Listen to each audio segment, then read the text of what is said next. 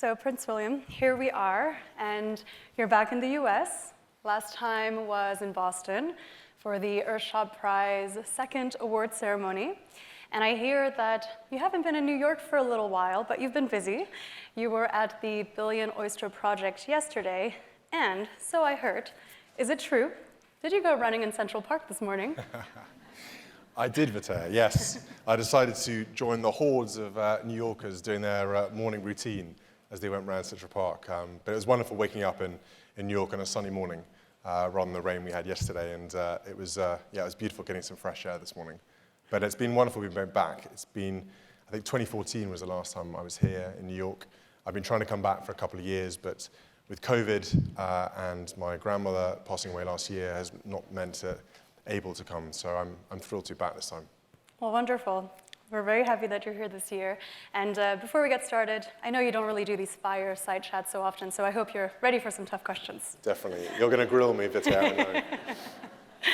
So we just heard Dr. Ngozi share that you founded the Earthshot Prize with the goal of searching for and scaling extraordinary solutions.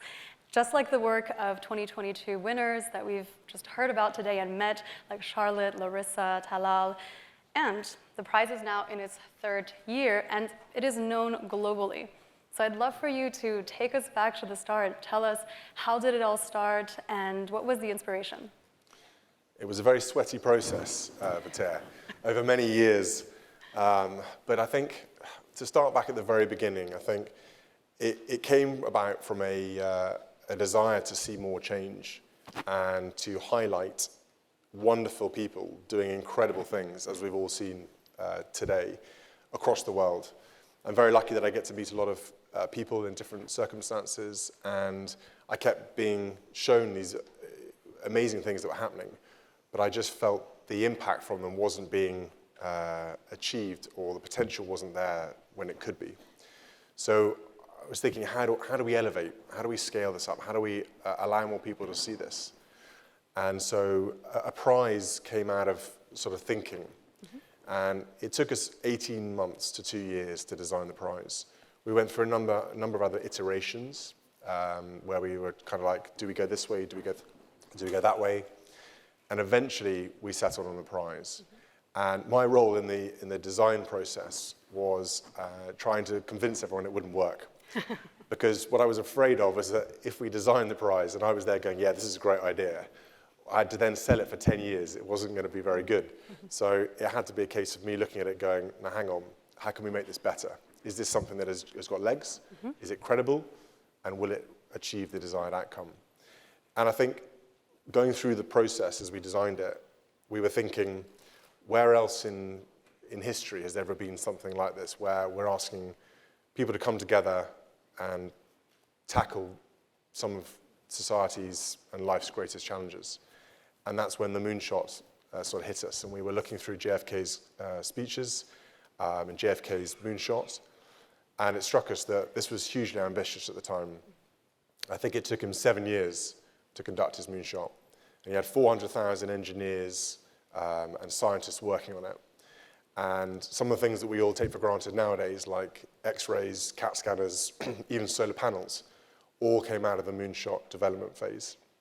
So that really inspired me, and I thought, hang on, if even we get one of those to come out of 10 years worth of Earthshot, then it's worth it. Yeah, well, thanks for sharing. I mean, look at what we've already accomplished in already 2 years and way more to come. And, I think now we are all embarking on this Earthshot and are 100% committed to doing so.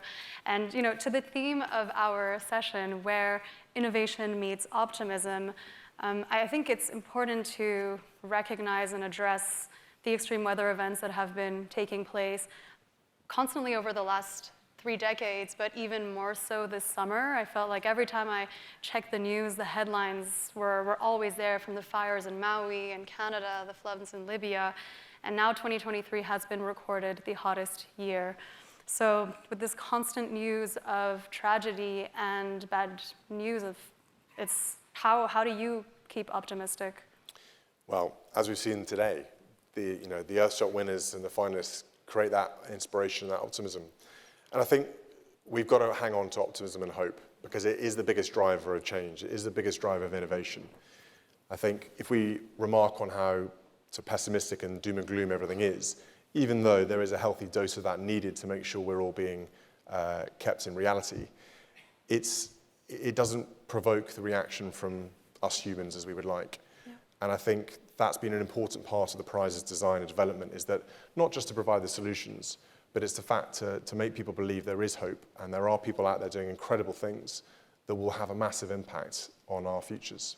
Yeah, I mean, I think just seeing all these stories of these innovators, people really making change happen, not just talking about what we would like to do and hoping, but really driving that action has been quite inspiring, I think, for the future next generations. And, you know, I think something that keeps us optimistic as well is for sure the solution that we're working on, but also the people with whom we are working on this with. And you have quite a dream team, I have to say.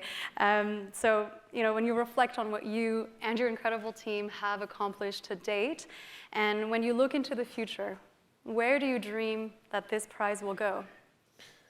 I think for now, we're kind of keen on the scale. That's what I've been working on quite heavily, is how do we scale all the things you're seeing today? Because over 10 years, we're going to have a lot of finalists and a lot of solutions. So if you take the optimism and hope as given, when we do the solutions and when we scale them up, how can we have the biggest change? And I think for me, that's something I haven't quite cracked yet, is how do we scale faster? Mm-hmm. I'm impatient with all this, as you well know, Vaitea. And so it's kind of, I feel my role, you guys provide the product and you guys provide the inspiration and the solution. My role is to get you as big, as fast, and as scalable as possible. And I think we've still got some work to do on that. And I'm hoping in Singapore in November, we've got an Earthshot week where we've got a lot of business and backers coming. I think if I can reach more investors and people see this isn't a philanthropic thing, we're not doing this to be philanthropic, we're doing this because the vast majority of these solutions are commercially viable. I think that will help people realize and understand that this has got legs of its own and the momentum will take it forwards. Because I think, you know, 10 years down the line, this is the decade of change we've talked about. And 10 years down the line, when we look back, I want to make sure that we've found the right solutions, we've found the right people, but we're also maximizing their impact. And I think, you know, I'm already starting to think about after 10 years, what happens? And many people are already asking me that question. And I'll need a few brains in this room to help me work out what we do next. But it's, you know, I'm really pleased with the team and how we've achieved the first 3 years. It's gone better than I hoped, but there's still a lot of work to do. Yeah, I mean, I think it's, we can see already the achievements coming through. And, you know, when I think about what happens at the end of this decade and when I see all the work that's already been done and the categories that we're really addressing, I think, you know, you're part of this generational movement that is providing a livable future for our children and grandchildren.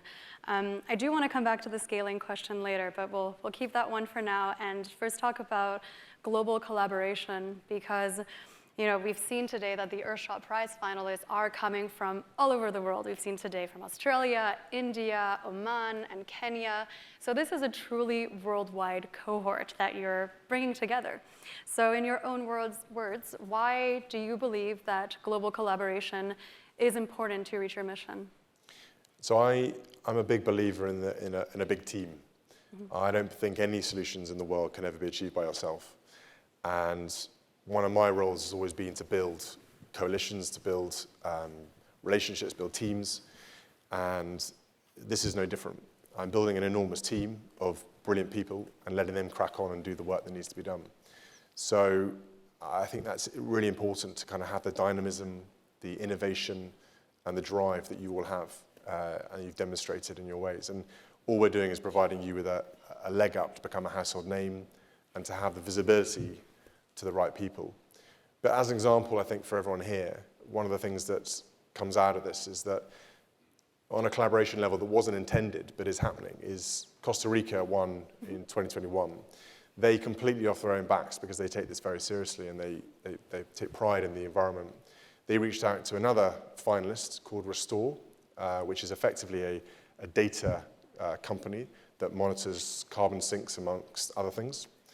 And together, they're monitoring 5,000 reforestation projects in Costa Rica.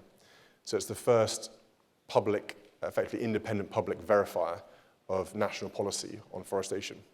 And they'll hold them to that account, they'll have the data, and they'll drive that forwards. And so these collaborations are happening without us even trying. And that's the kind of thing over the next few years. We want to see more and more of that going.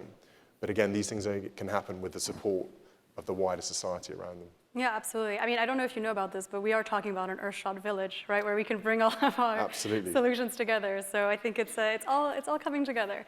I think it's time for the scaling question because we won't reach all of our targets and actually realize this ambition that we have if we don't have exponential growth and if we don't actually get these solutions to scale. And so we've heard this topic quite mentioned oftentimes today, and even by yourself. So I'm wondering, how can people here today get behind these solutions, and what does scaling these products and solutions, for example, like Takachar, one of the winners from 2021, what does that mean to scale those solutions? So Takachar, for anyone who doesn't know, they won in 2021, a fantastic Indian designer who created effectively a mobile furnace, if you like, that can be transported around farms in India. He was trying to develop and tackle the smog and the pollution from when they burn the crops in Delhi, and it effectively cuts out 98% of smoke pollution, and the offcuts and the offshoots of or the waste from the farm go into the furnace and are burnt into fertilizer, rather than being burnt into the atmosphere in a fire. So the farmers can then reclaim, reuse, and sell on effectively their fertilizer. He reckons with scale that he can reduce 1 billion tons of CO2. Wow. Get my stats right. So it's really important that we can get these things to scale because they can have huge impact. And we're just seeing the tip of the iceberg here. I mean, the Enapter guys did a brilliant presentation. And we regularly get them to come up and talk about it because they're a good double act. But they also present a wonderful project and a vision for what scaling really looks like. And I think that's what gives us all hope and inspiration and optimism, that you guys have this journey and we're here to facilitate and promote your journey to achieving greater things. I mean, I can definitely talk about this in first person, right? Because this is exactly what you have enabled us to do at Enapter, in the sense that, when we won the prize, we were building a still modular and scalable product, but it was still in the kilowatt range, quite small, microwave size, apparently some are calling it. And now more than 3,700 are running around the world making green hydrogen. But then just today, we announced our new product, which is actually 50 times the capacity of that. And later this year, an even bigger one will be delivered for both refueling stations in the Netherlands and also for a research center at an airport.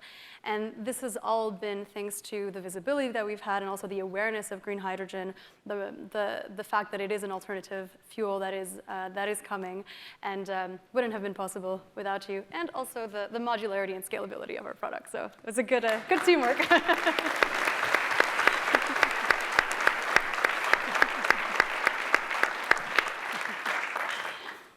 That's what we're talking about. There we go. That's the scaling right there, Vaitea. So, we've heard about how unique the Earthshot Prize is, and also something else worth mentioning that we haven't yet talked about is actually the fellowship experience, right? We've seen the work of the next 15 cohorts, super exciting, and 5 of them will receive £1 million in prize this year in Singapore. But all of them do get support and are mentored by the Earthshot Prize community. Do you want to tell us a few words about that? Sure. So I think the headlines are always about the £1 million, and you'll attest to how much for a startup that matters. But I think you'll also be able to attest to the fact that what goes on behind the scenes in the fellowship program is equally as important. It's the idea that we give them a giant leap, effectively. So for a year, they'll receive all sorts of mentorship, training, support, resources, whatever they might need is tailored to their needs. Because a lot of these guys and girls and the companies come through and they're at such an early stage that they really need the guardrails to help launch them off. And so the fellowship program takes them, looks after them, holds their hand effectively, and introduces them to some incredible people, Bill Gates, Mike Bloomberg, and all the team here who've been with this on the Earthshot journey from the beginning, provide such important support to allow them to reach their best potential. Yeah, I mean, we have definitely benefited from a lot of this expertise.